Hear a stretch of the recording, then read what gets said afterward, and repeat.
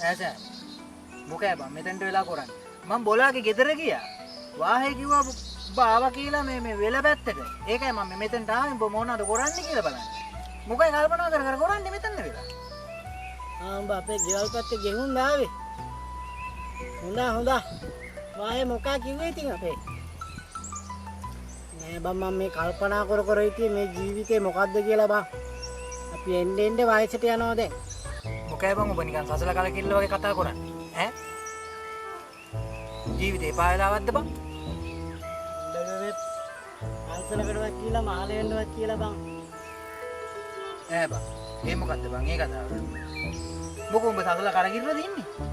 උඹ හිතුවද මේ ශාසනය කියන්නේ බොට ඕන ඕනලාට ගිහලා මහාන වෙන්න පුළුවන් මේ වැඩි හිටි නිවාසයක් කියලා ඈ